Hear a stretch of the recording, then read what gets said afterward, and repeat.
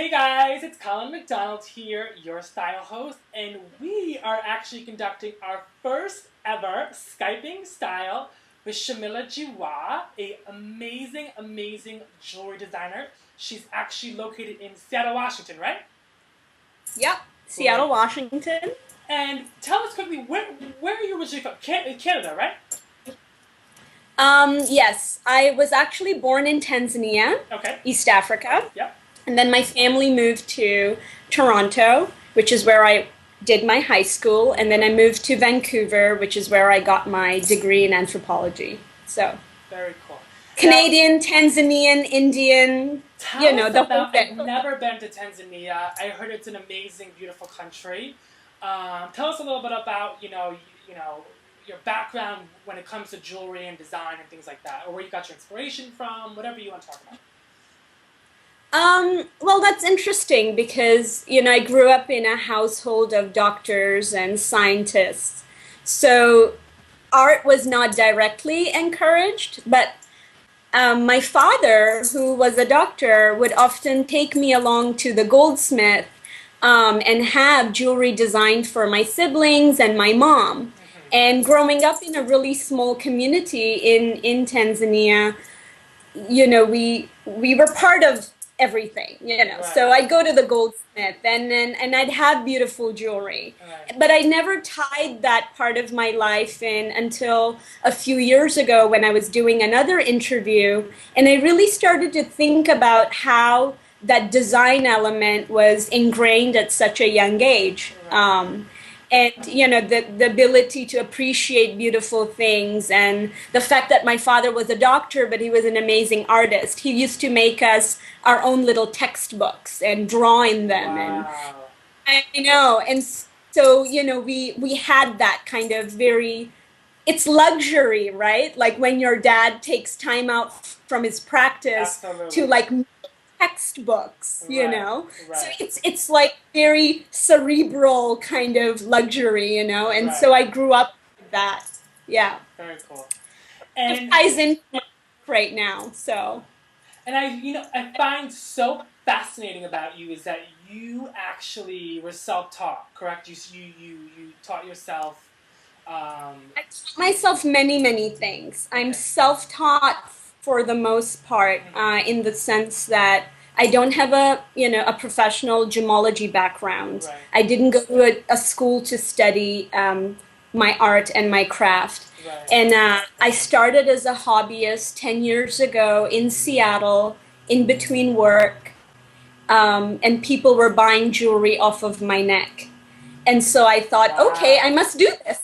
Yeah. I must just. That's a I just sign, must. I think. If people are buying it Yeah. straight from you, that's a sign you need to be a jewelry designer. I remember, being in between work and just kind of being at my apartment and making like 15 necklaces a week, or just being at it, and then walking out wearing a couple pieces, and the store bought like 12 pieces. Wow. And then their sister store bought like another 12. But I never took that for granted, and I never said, oh yeah, I'm quitting everything and I'm going to make jewelry, because it was just a paying hobby at that point. But every 6 months, the collection would mature, and I would be buying more expensive things, and I would be trying new things.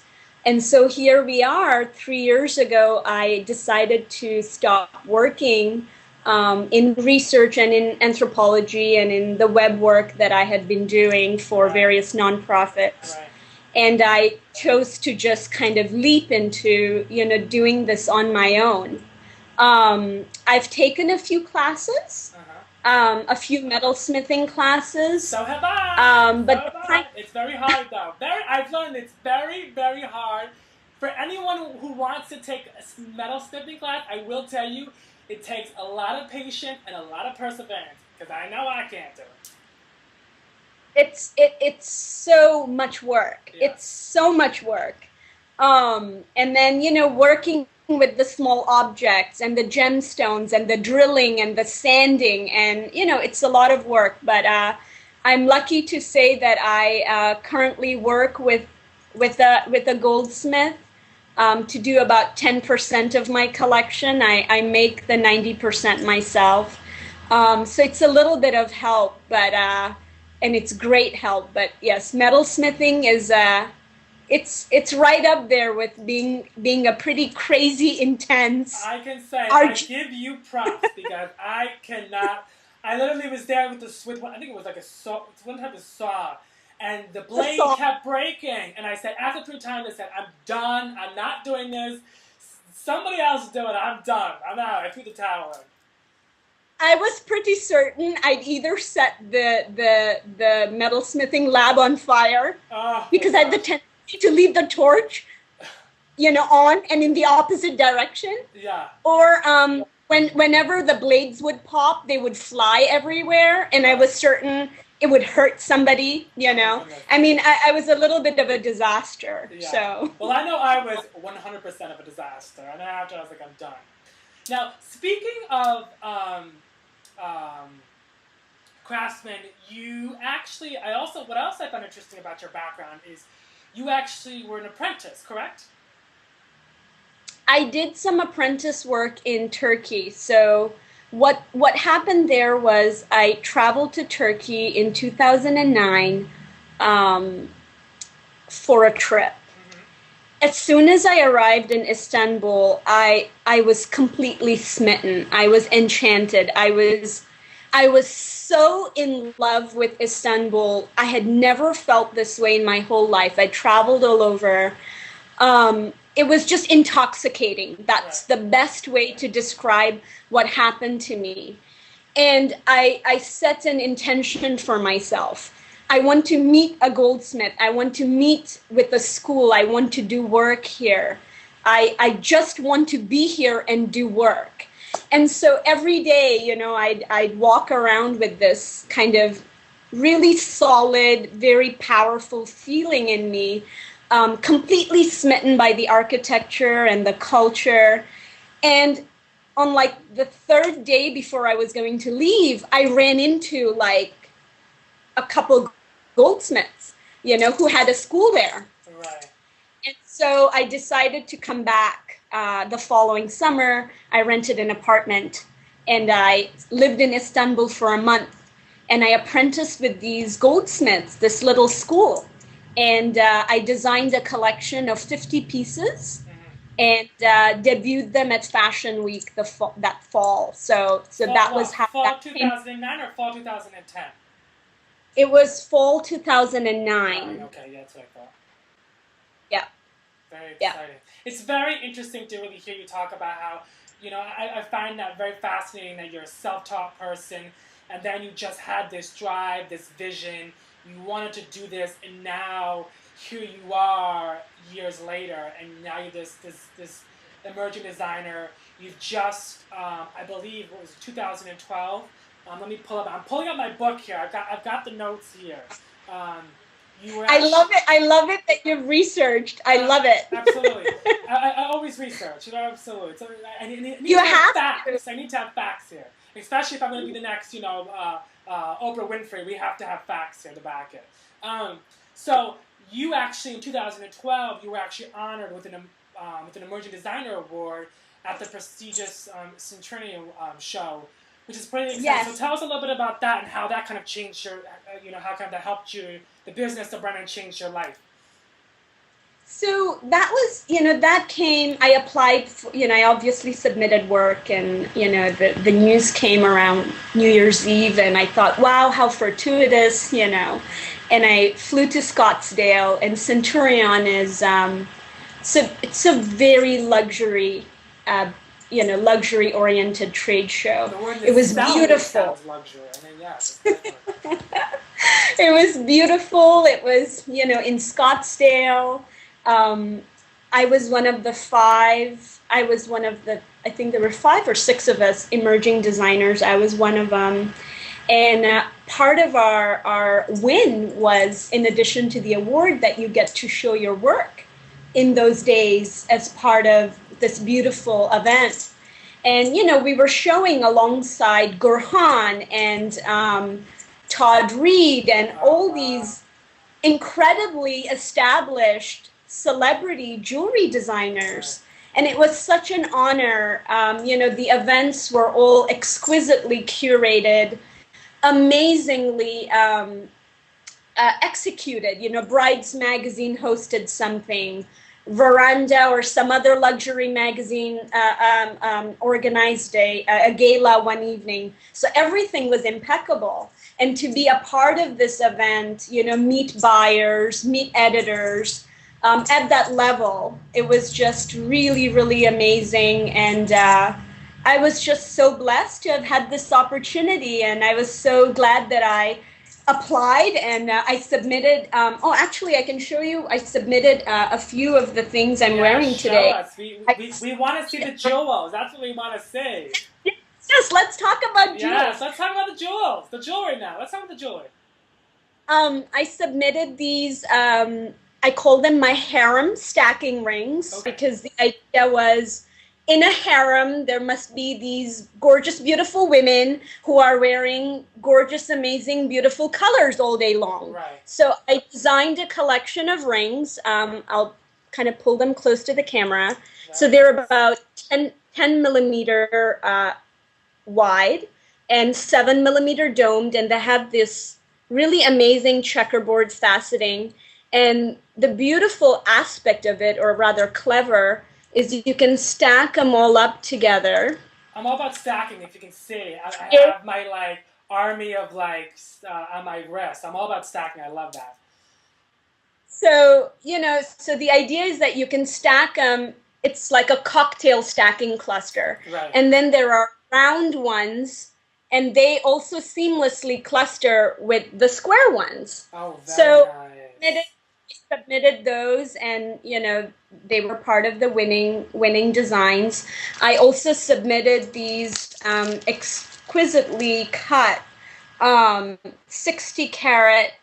Oh, stunning. I can see those on the red carpet. They're about 60 carats heavy, or rather light. And they've got diamonds in them, and reclaimed gold, and 18 and 14 karat.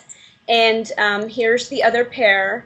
And wow, I'll kind of paint them close here so you can see how beautiful they look. So these were some of my winning designs, and I met some buyers, and my collection was picked up for a beautiful high-end jewelry store in Connecticut, and still working on various other leads. It was an amazing opportunity, and I was very, very happy to have been awarded. It was just an amazing experience. Well, from me to you, congratulations on all of that. It's very exciting, and it's very refreshing to hear somebody who, again, like I said, I think it's wonderful that you're self-taught and you just have this passion, this vision. You went for it, and now you're this designer. Any advice for any, you know, maybe young students that are looking to get to where you are today? Any advice for them, or something that you can give to them to inspire them to keep going and keep going forward with their dream and their passion? Well, it's not an easy answer, because almost everybody has, an interesting set of criteria that kind of pushes them to this point where they are. So my advice may not work for somebody else, but what I can say is, the vision gets wobbly along the way. It's Absolutely. There's no easy. It's never my vision. Here it is. Yes, I like it. I'm on the same page with you. I know it. There is no GPS for this. Absolutely. There is no Google Maps. Yep. It's like the streets of Boston. They're all, it's not like New York where there's a grid. It's the streets of Boston. There's no certain way to get there. It's very interesting. I mean, I had a full-time job and I was doing this on the side, but you have this conviction. You have these feelings that are, very powerful, that, okay, you must do this because this makes you happy, and people love your work and they really like you and they're supportive of you. And there is a little bit of that every day. And, there's the financial concerns and the what if, that huge what if game that you play with yourself is huge. But I would say that quality always wins. Over trends or over what's fashion, what's stylish temporarily. Quality is timeless. How you execute that quality in a timeless fashion, in a design format that's timeless, will always win. In my case, how I cut my stones sets me apart. How I pick my stones, it always seems to be the distinguishing factor in terms of how people will choose their jewelry. So I would say quality is one thing, vision is another. Perseverance. I mean, I work all the time because. Can I stop you for 2 seconds? Please say that one more time. Yeah. Say that one more time. All the time. I'm too. Exactly. I gotcha on that one. Because I feel like in this business, if you do not give it your 300%, there is just no other percent to like wobble yourself into and expect it to work. Absolutely. And that's my expectation with the people I work with, I have a very high standard, a very strong, sense of having things done and how they need to be done. I don't overproduce. I produce everything one at a time and on my schedule. So there is that essence that goes into the work. There is this level of quality that is never compromised. So to somebody starting out, I guess this is a very long answer, but there is no short answer for me, is, perseverance is very important. Dedication is important. I feel like I'm pretty authentic. I don't play games. I am who I am, and that's how I execute myself in this business, which is very hard. Right. This business, 100%. Right? 100%. It's like everything that you say you're on target, and I think that's great. It's wonderful. To be a straight shooter, I can't go with the wind. I am who I am. I like working with people who are of similar mindset, and I think that produces good quality work and success. I think. Yeah. Great. So now we are gonna let's move into fall trends. Definitely, obviously summer's kind of getting behind us. We're looking forward to fall. Tell us some pieces definitely that we can possibly incorporate into our, we saw in summer, but now we're going to incorporate them into our fall wardrobe. Certainly. Today you can see I'm wearing like a cobalt blue tunic, which cobalt blue, lapis, the color of lapis. Yes.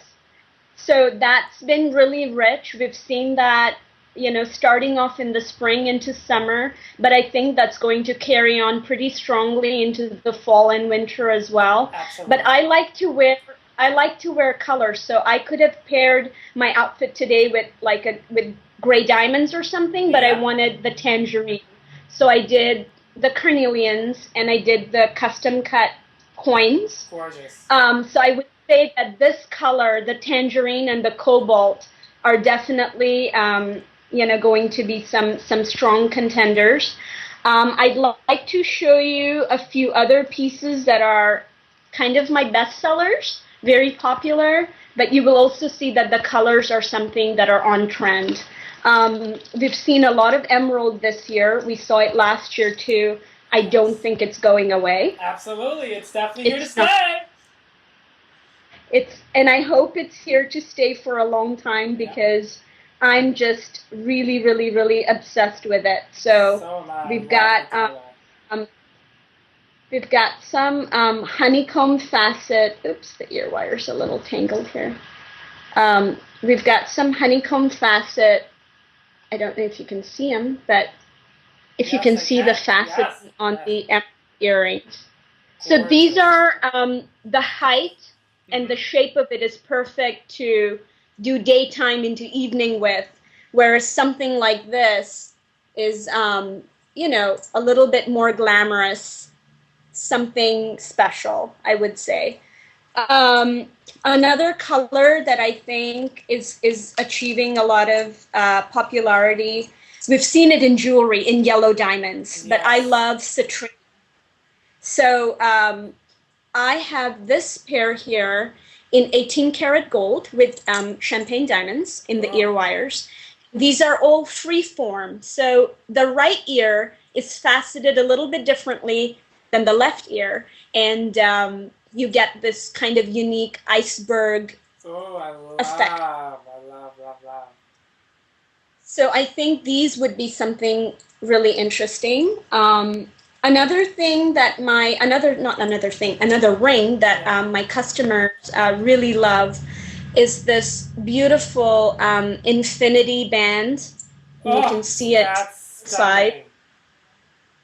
And then it's got this gorgeous honeycomb faceting and a 14 millimeter wide cabochon set, blue topaz, and it's beautiful. I'll show you how it looks on. Okay. It fits like this, super comfortable, Gorgeous. not very high, and it comes in about 8 different colors. I've got a blue topaz and I've got a citrine. And then something else that I think you will really like and your viewers will like. Here's the citrine. You can see the depth of that yellow. Oh, yes, I love it. Stunning. And so this comes in various colors. And then going back to Istanbul, I had a lot of gemstones cut with the colors and the experiences and the moments that inspired that trip.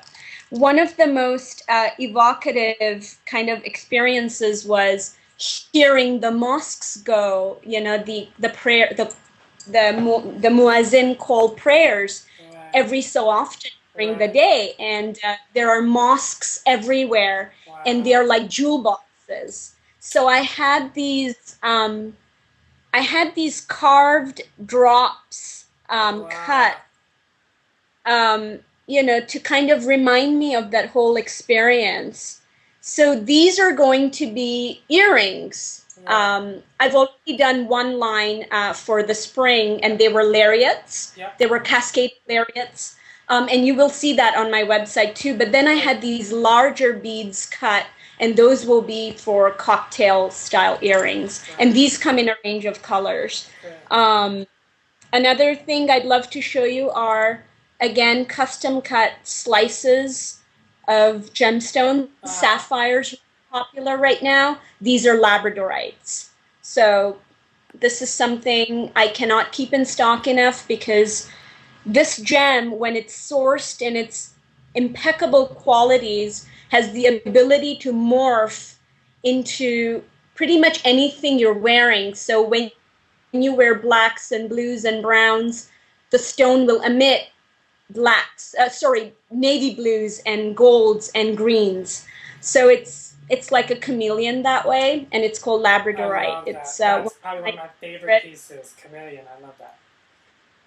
And these are my 300, 400 carat boa necklaces that you can wear one or you could wear several. Right. And you could match them with those kind of simple earrings. And these come in a range of sizes and bead sizes and lengths. And the clasps could be very simple to being encrusted with diamonds. So you could have... Diamonds are a girl's best friend, I will say that.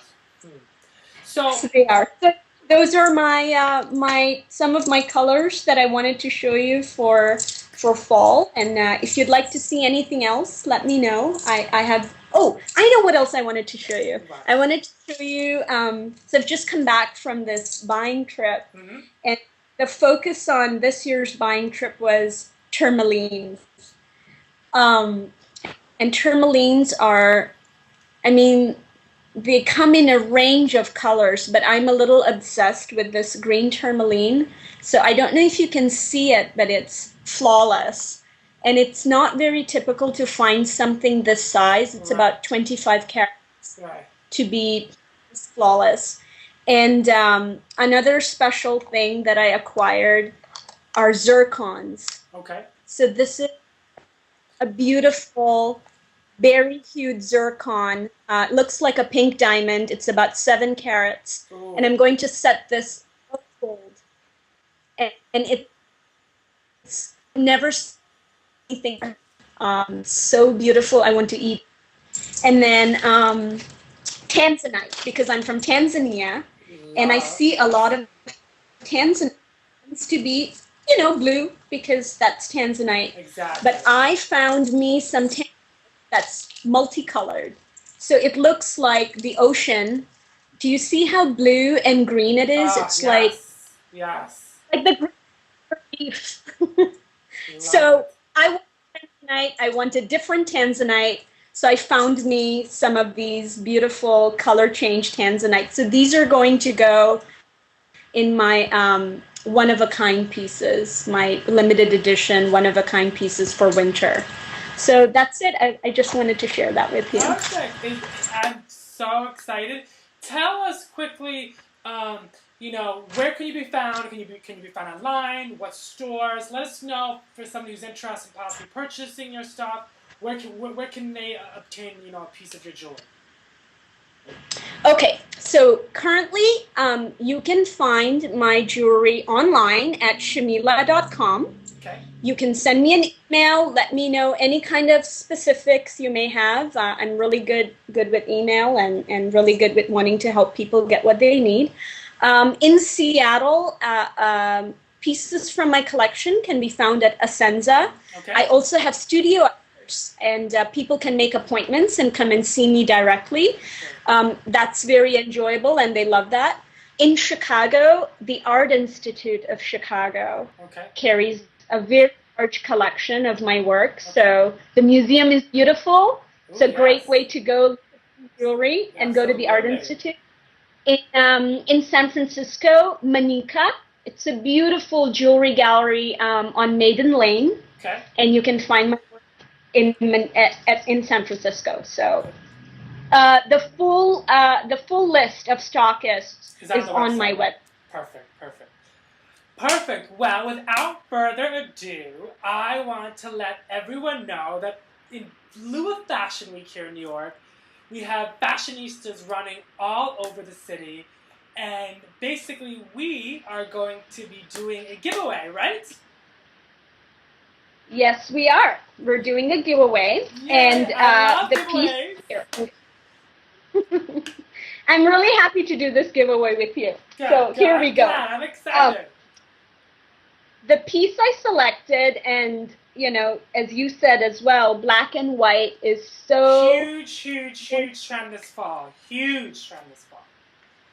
So I thought I'd model this piece for your viewers. She's now a model guy. She's a jewelry designer to model.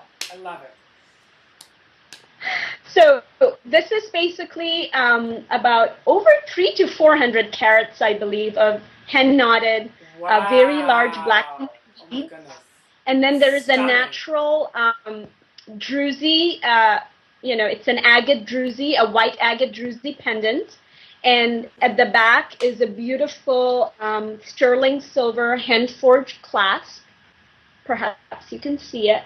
So this is the giveaway. So to be in vogue, black and white, and maybe whoever wins it can match it up with, other black and white accessories or cocktail rings or what have you. So It'll be a full ensemble.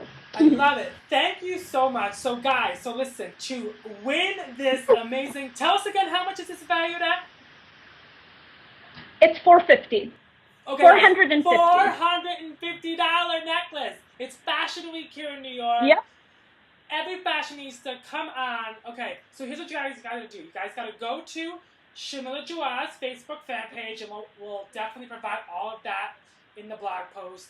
But you will definitely have to go to her Facebook fan page and you will comment. And the best comment of this interview of her collection will win this necklace. Again, $450. What you said? 300 carats. How many carats again?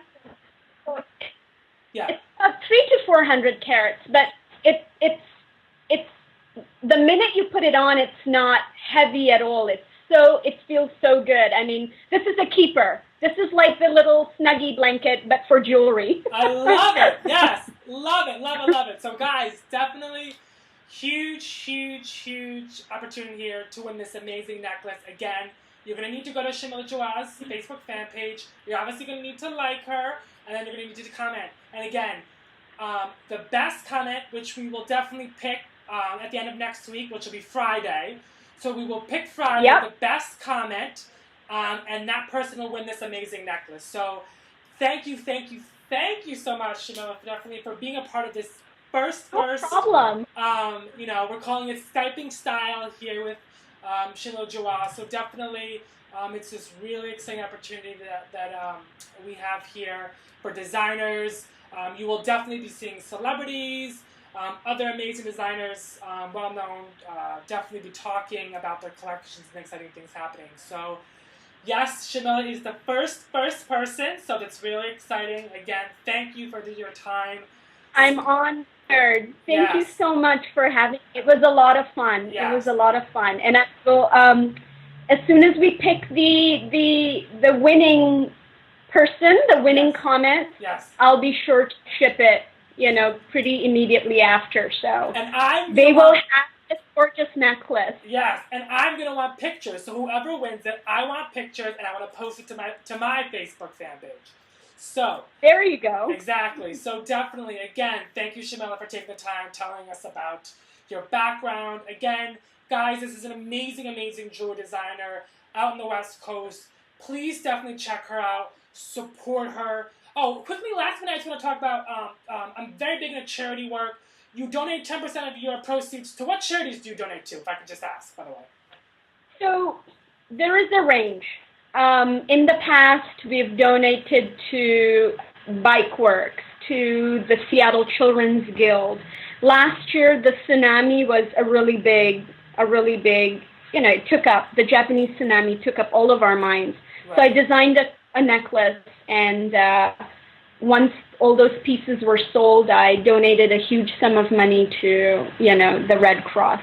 So every year, the charity changes, but there are some that stay steady, like you know, Bikeworks is pretty consistent because my boyfriend's on the board, so I will always design something for them. So the gifts are generally monetary or in kind, and it's important for me to give back. So absolutely, I'm with you 100%. So and I noticed that when I was in your bio, and I definitely wanted to get that in there. So. Yeah. And you can see the entire list. There's a list of about 15 to 20 charities and organizations that I support and have worked with in the past and currently, and your viewers can see that list. And also, if there is a charity that you or any of your viewers are passionate about, I'm open to making jewelry donations to them. And every year I receive requests. And then I select jewelry with charity, you know, I connect with. And, our other recent charity this year was Planned Parenthood. Oh, wow. So I designed a necklace similar to this one for one of their major events. And, you know, Planned Parenthood has been in the news so much this year. So this was my donation to them for auction. Perfect. So, again, like I said, guys, definitely check her out. I'm all about the jewelry. She's self-taught, she's got the passion, and she gives back. What more can you ask for? So, again, thank you, Shamila, for coming on and talking with us here at Style Source. And definitely, guys, keep it tuned here. Definitely, we'll share links to the giveaway for next week, or this week actually coming up. And you have some lucky lady will have an amazing necklace valued at $450. I'm very jealous that she can wear. So thank you again, Shamila, for definitely coming out and talking with us. Thank you, Colin.